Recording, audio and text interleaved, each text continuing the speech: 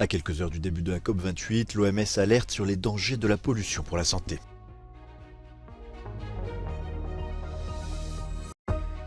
Sixième jour de trêve qui pourrait se prolonger, Israël y est favorable.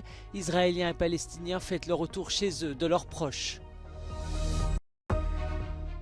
Les ministres des Affaires étrangères de l'OTAN réunis au siège de l'Alliance avec leur homologue ukrainien, Kiev réclame plus d'armes et de munitions.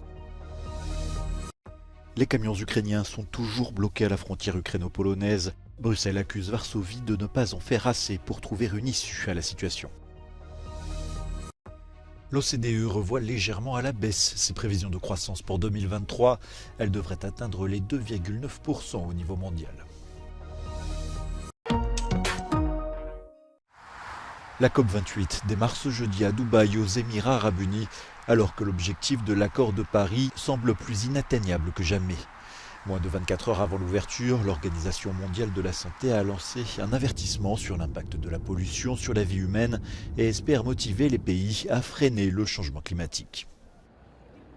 We have more extreme weather events, we have massive displacements, we have air that is very toxic and contaminated and polluted, we have water shortages, food shortages, vector-borne diseases, non-communicable diseases, mental health issues. Everything is at risk because of climate change. So health can be the important motivation to take more action on climate change. L'Indonésie est l'un des pays où la pollution affecte le plus la population. La fille d'Edi Suryana est atteinte de tuberculose. Dampak kami jelas salah satunya tahun 2010 adik ipar saya perempuan baru nikah 1 tahun itu meninggal karena paru-parunya gosong. Dan perempuan itu tidak merokok. Les centrales au charbon, les voitures et les 2 roues contribuent toutes à un niveau de pollution qui aggrave les maladies respiratoires en Indonésie, en particulier dans la capitale Jakarta.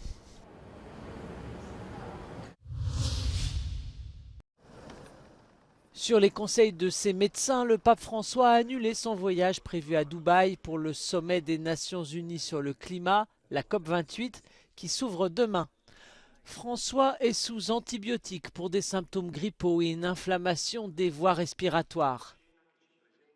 Cet avocat infatigable de la lutte contre le changement climatique, qui aura 87 ans mi-décembre, aurait dû être le premier pape à se rendre à une COP.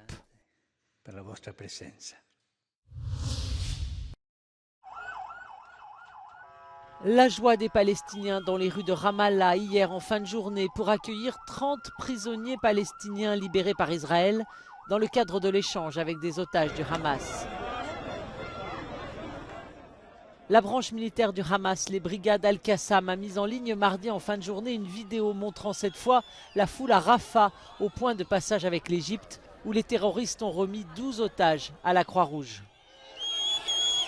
Les Israéliens rassemblés à Sderot laissaient éclater leur joie au passage des otages libérés, des femmes âgées, des mères de famille, une jeune fille de 17 ans et 2 citoyens thaïlandais. Le Hamas et d'autres groupes détiennent encore environ 160 otages. Selon les médias israéliens, le gouvernement a reçu la liste des otages que le Hamas doit libérer aujourd'hui. L'accord de trêve a déjà permis la libération de 60 otages israéliens et de 180 prisonniers palestiniens. 21 otages étrangers, en majorité thaïlandais, ont été libérés hors de l'accord. Pendant l'arrêt des combats, le Programme alimentaire mondial distribue de la nourriture à plus de 120 000 personnes, estimant que ce sera insuffisant pour lutter contre la famine. Les maladies contagieuses, elles, se développent. Hundreds of thousands that are facing an immediate risk of starvation. WFP hopes for the extension of this pause, which offered a window of relief that could pave the way for a longer-term calm. Safe and impeded humanitarian access cannot stop now. Israël serait ouvert à une trêve supplémentaire de 5 jours. Le secrétaire d'État américain Anthony Blinken est attendu de nouveau dans la région cette semaine. Mais le Premier ministre israélien Benjamin Netanyahou promet que la guerre reprendra de plus belle. L'Union européenne va quadrupler son aide pour la formation de militaires ukrainiens en investissant près de 200 millions d'euros supplémentaires. 34 000 soldats ont déjà pu bénéficier de cette mission de formation. Au total, l'UE a déjà consacré 27 milliards d'euros au soutien militaire à l'Ukraine, mais certains États membres commencent à faire part de leur réticence. Une enveloppe de 20 milliards d'euros sur 4 ans proposée par le chef de la diplomatie européenne, Josep Borrell, est pour l'instant bloquée. They know that we have to do more and faster, because for sure Putin will use the winter to continue unleashing terror on civilians in Ukraine and attacking its energy infrastructure. Face à cette menace, les Ukrainiens se préparent à vivre un nouvel hiver difficile.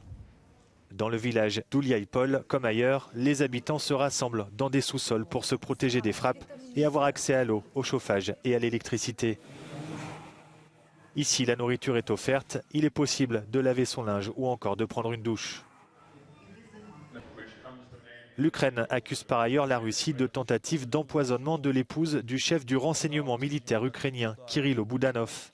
Mariana Boudanova, conseillère du maire de Kiev, Vitali Klitschko, a été hospitalisée. Des traces de mercure et d'arsenic ont été trouvées dans son organisme. Le couple ainsi que plusieurs de leurs collaborateurs auraient été visés.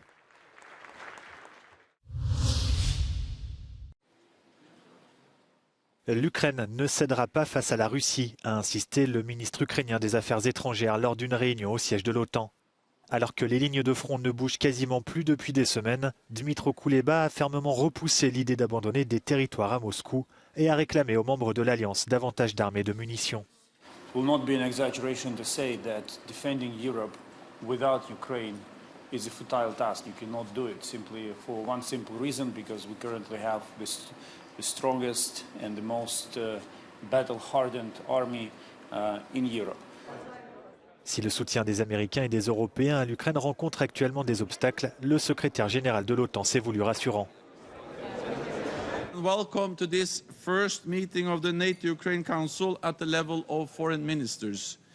We remain unwavering in our commitment to Ukraine. We are determined that Ukraine will one day sit at this table as a full member of our alliance. Cette réunion a aussi été l'occasion pour l'ancien Premier ministre et désormais ministre des Affaires étrangères britannique David Cameron de faire son retour à Bruxelles.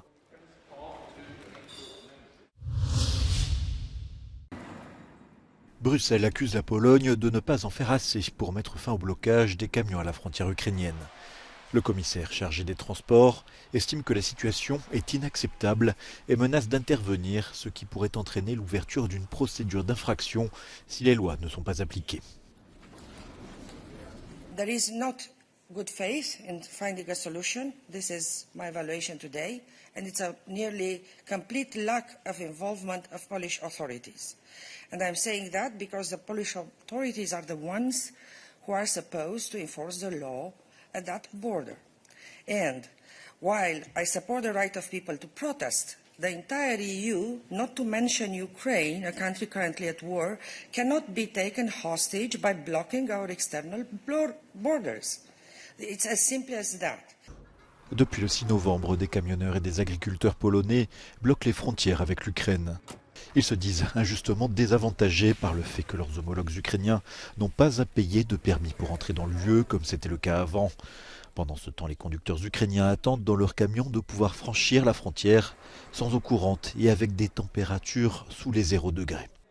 Musimy ze sobą się dogadać i jak najszybciej, dlatego że w Ukrainie wojna, giną ludzie co dzień. Biznes też ważny, ale tam giną normalnie ludzie i znikają miasta i wioski.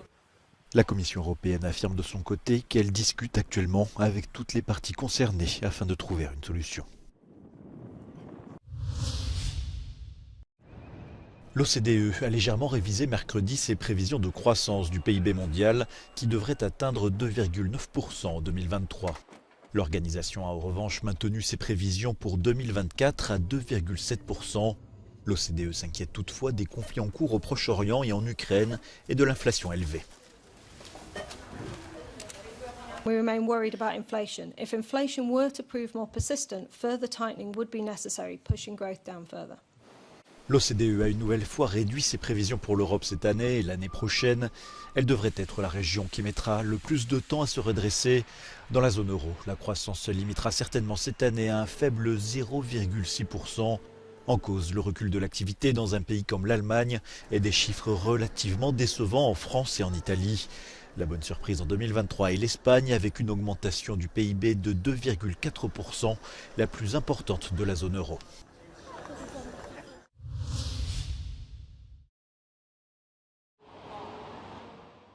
Dernière ligne droite dans le plus grand procès de militants pro-démocratie à Hong Kong.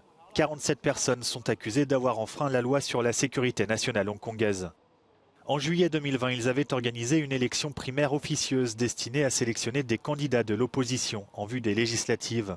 Objectif, selon les procureurs, bloquer le vote du budget et forcer à la démission Carrie Lam, alors dirigeante pro-Pékin de Hong Kong. Les accusés risquent des peines de prison à perpétuité, verdict attendu dans une dizaine de jours.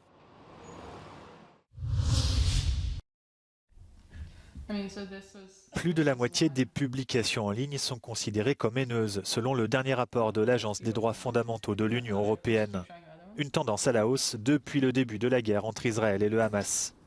L'étude porte sur 1500 messages publiés sur les plateformes Reddit, Telegram, YouTube et X, ex-Twitter, dans 4 pays, la Bulgarie, l'Allemagne, l'Italie et la Suède.